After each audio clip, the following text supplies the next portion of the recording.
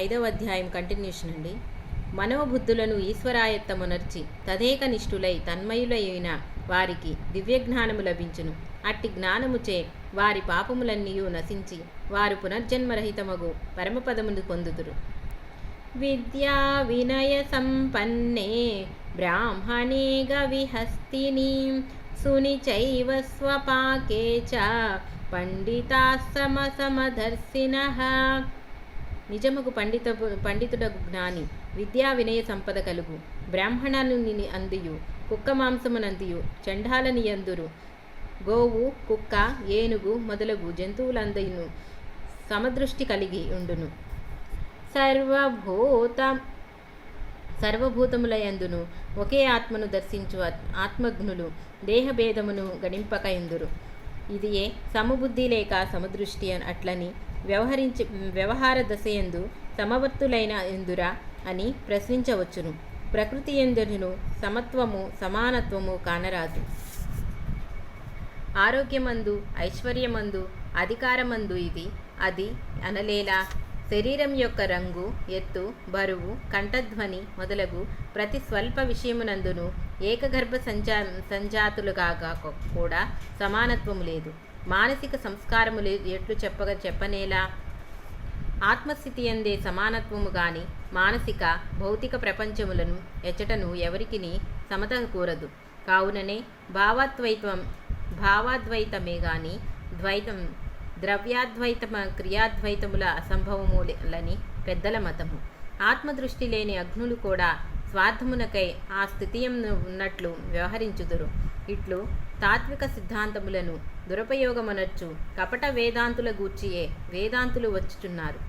చెంబు, ముంత, జాగ్రత్త అని సామెత పుట్టినది. వీరికి స్వపద భేదము లేదు. స్త్రీల విషయములో కూడా స్వకీయ పరకీయ భేదము లేక స్వేచ్ఛా విహారమునర్తురు. ఇట్టి వారిని మెలకువతో గుర్తించి బహిష్కరింపవలెను. ఇంతేగాక మరికొందరగ్నులు ఈ సిద్ధాంతములను సరిగా గ్రహింపగా మూర్ఖముగా ప్రవర్తింతురు. కావుననే తుకారామస్వామి పెద్ద పులి యందు నారాయణ స్వరూపమే గాని దూరము నుండియే నమస్కరింపును అని హెచ్చరించియున్నారు. ఆయనను సాధకులను వారు భావమందేగాక క్రియాద్రవ్యములందు కూడా తమ స్వార్థము వదిలి అద్వైత సిద్ధిని పొందవలెను. సాధన మానసిక ప్రపంచమందలి భావభేదములు తొలగించి భేదరహితములగు ఆత్మతత్వంతో ప్రవేశించుట కొరకే.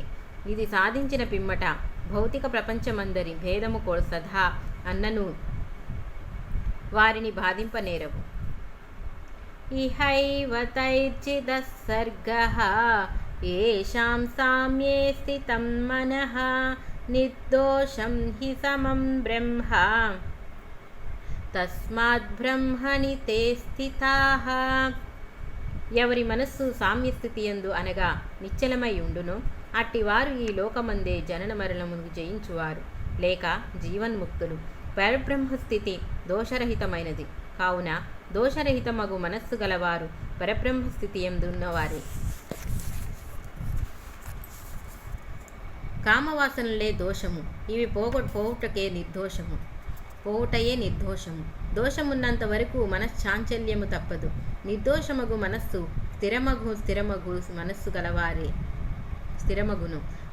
మనస్సు గలవారే స్థితప్రజ్ఞులు, పరబ్రహ్మస్థితి యందున్నవారు. వీరే జీవన్ముక్తులు. న ప్రహృష్యేత్ ప్రియం ప్రాప్య నోద్విషేత్వాప్య చాప్రియం స్థిరబుద్ధిరసమ్మూఢాః బ్రాహ్మణి స్థితః. ఈ జీవన్ముక్తావస్థ లభించు మార్గం ఉపదేశించుచున్నాడు. సుఖ ప్రసంగములు తటస్థించినప్పుడు పొంగక, దుఃఖములు ప్రాప్తించినప్పుడు కృంగక, స్థిరబుద్ధి కలిగి వివేకవంతుడైయుండు బ్రహ్మవేత్త పరబ్రహ్మస్థితి యందు స్థిరనిష్ట కలిగి ఉండును. బాహ్యస్పర్శేష్వసక్తాత్మా విందత్యాత్మని యచ్చుకం స బ్రహ్మయోగయుక్తాత్మా సుఖమక్షయమశ్నుతే.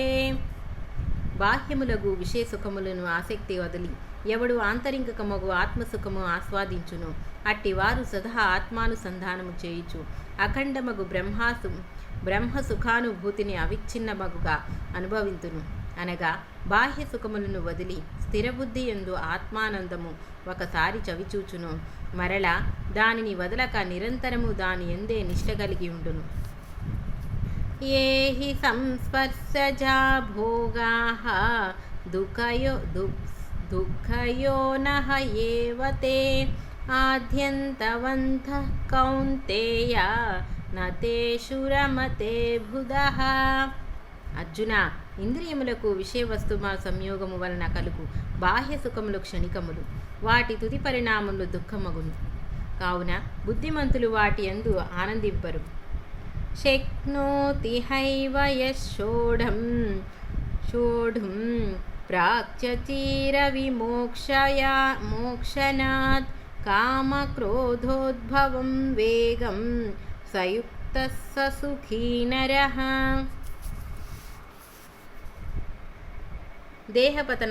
ఆత్మూర్వము తన జీవితము ఎవడు కామక్రోధములు తీవ్ర వేగముగా సహింపగలుగుడో అతడే ఆత్మనిగ్రహము గల యోగి.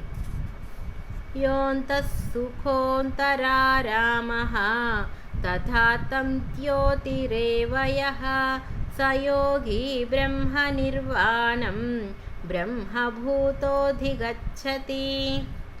ఎవడు తన ఎందే శాంతి సుఖములు అనుభవింతురో, ఎవనికి తన ఎందే జ్ఞాన ప్రకాశం ఉదయించునో అట్టి ఆత్మనిష్ఠుడు యోగి బ్రహ్మస్వరూపుడే బ్రహ్మ కైవల్యము నందును. లభంతే బ్రహ్మ నిర్వాణం ఋషయః కక్షీణ కల్మషాః ఛిన్నద్వైతాయతాత్మానః సర్వభూతరహితే రతాః. పాపరహితులను సందేహ నివృత్తిచే మనశ్చాంచల్యమనిగి ద్వంద్వములను అతిక్రమించిన స్థిరచిత్తములు సర్వభూతములకు హితమునర్చటం ఆసక్తి గలవారును అగు ఋషులు బ్రహ్మ కైవల్యము నొందుదురు. కామక్రోధ వియుక్తానాం యతీనాం యతచేతసాం అభితో బ్రహ్మ నిర్వాణం వర్తతే విదితాత్మనాం. కామక్రోధములను వదిలి మనస్సును జయించిన బ్రహ్మవేత్తయగు యోగులకు బ్రహ్మ కైవల్యము సర్వత్రా గలదు. అనగా మోక్షమనున్నది ఎక్కడోనున్నది గాని ఎవడో లభించున్నది గాని భావింపరాదు. అది సర్వత్రా ఉన్నది, ఇక్కడే అనుభవింపనగును. సర్వాన్ కృత్వా బహిర్బాహ్యాన్ చక్షుశ్చైవాంతరే బృహోహ్యో ప్రాణాపానౌ సమౌ కృత్వా నాసాభ్యంతరచారిణౌ.